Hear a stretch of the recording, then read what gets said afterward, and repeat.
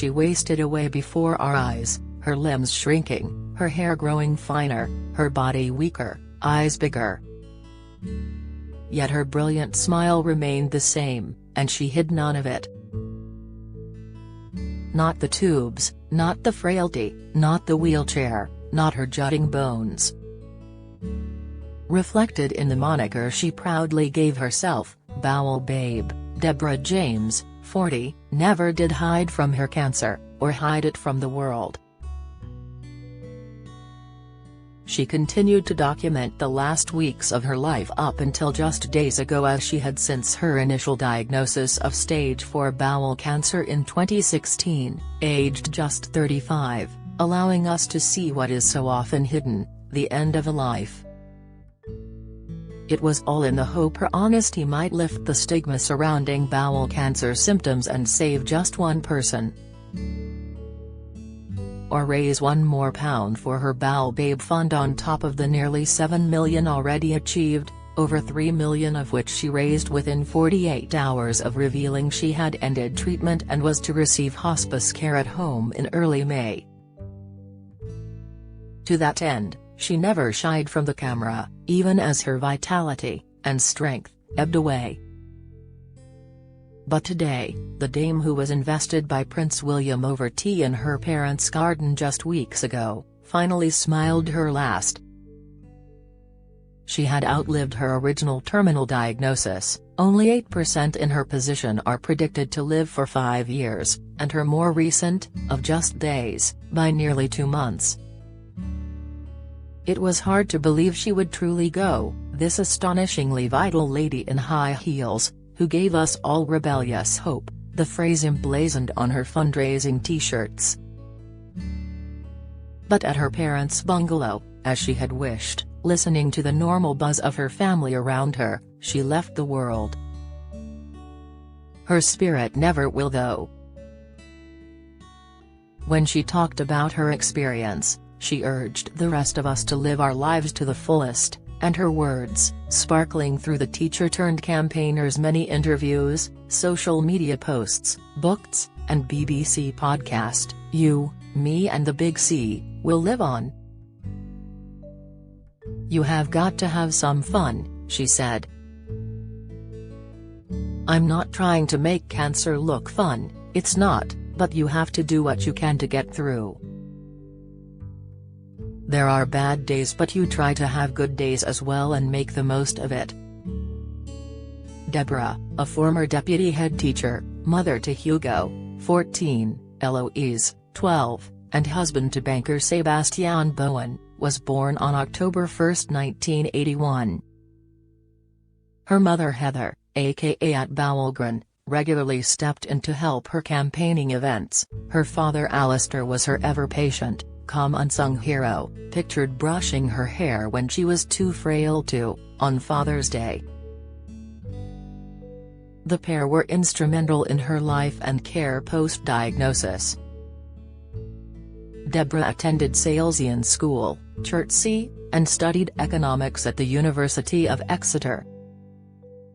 She then forged a career in teaching, specializing in computer science and working her way up to deputy head at a school then in special resource, where she juggled 12-hour days with her home life and having a laugh. She was, by her own admission, a young mum by accident, falling pregnant with her son aged 24 before she married in 2008. But she never regretted it. That twist of fate gave her precious years of motherhood. She said cancer actually allowed her to learn how to be a mum, to be more present. She described husband Sebastian as her rock, posting on their 13th wedding anniversary, "Sebastian, thank you for holding my hand in the darkness and dancing me back into the light. I love you. Always." She laughed. Recently she had told him to meet someone new when she'd gone, just not a bimbo. Her original cancer diagnosis came out of the blue. Deborah was a vegetarian of 25 years, a former gymnast and marathon runner. she admitted, at just 35, statistically very unlikely to get bowel cancer. For 6 months she dismissed her symptoms, which she described in detail as bowel movement changes, cramps, blood in her stools, weight loss and fatigue, as IBS and stress. Her GP dismissed them too, although she held no animosity. When she was finally diagnosed in December 2016, she was terminal. Her tumor was 6.5 centimeters.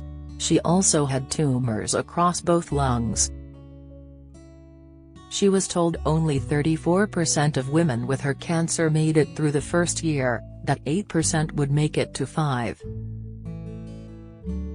Before I knew it, I was staring my cancer in the face and screaming at my consultant, "I don't want to die," she recalled. She and her husband drove home, Deborah crying uncontrollably, bought the most expensive bottle of wine and drank until she passed out. Scans followed next day, and in 24 hours she was meeting the surgeon who would remove part of her bowel. Although terrified, hiding in her bedroom for 2 weeks, her approach became to talk about it and campaign. From a working mum on autopilot, she grabbed her life. Depression was not unavoidable, but her alter ego Bowel Babe was picked to help her change the way she dealt with her cancer, and she began writing a blog under it.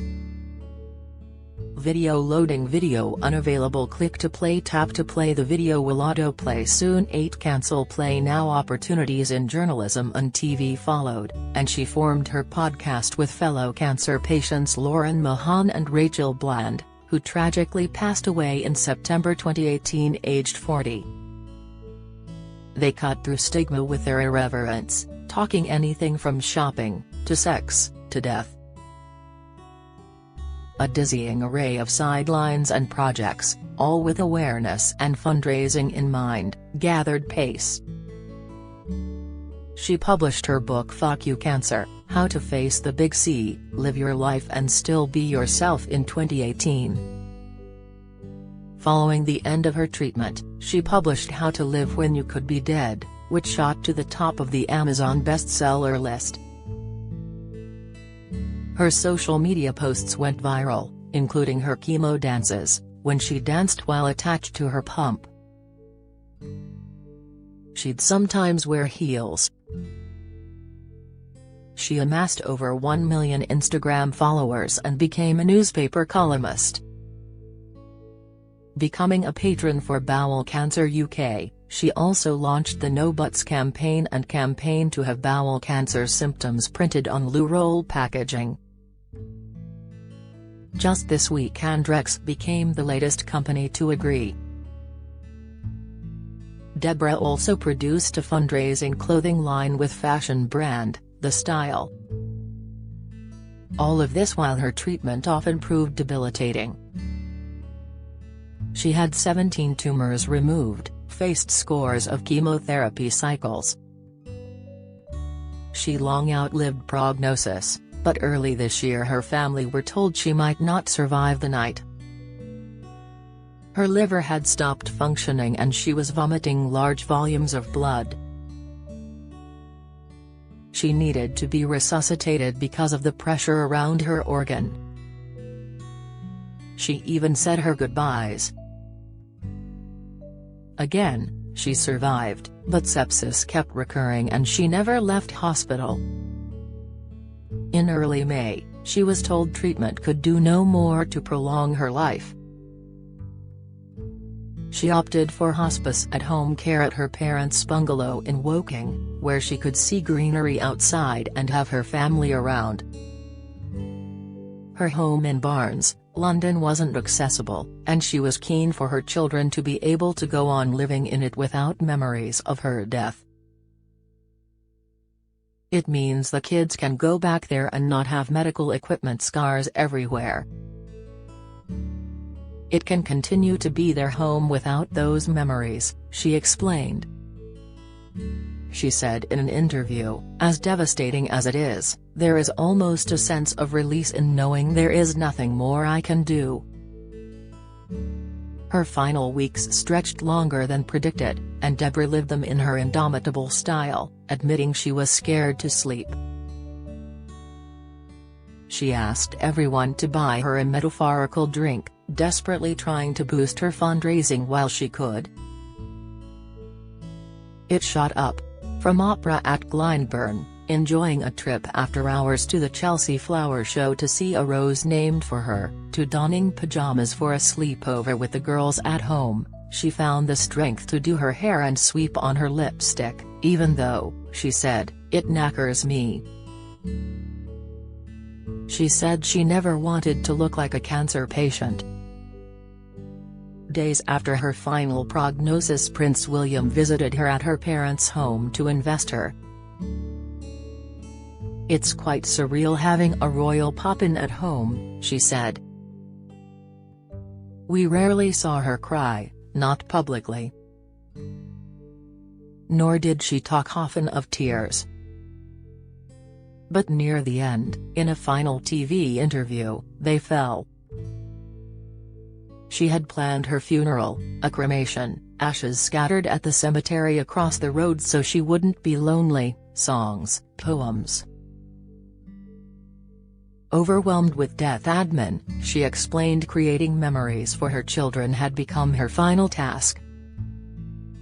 "I want them to have letters at milestones, and funny messages. Here's my advice on your wedding day, what to do on a first date," she explained. Deborah's legacy to the world is vast. We have all learned from her lead. Her legacy to her children will be the most precious of all.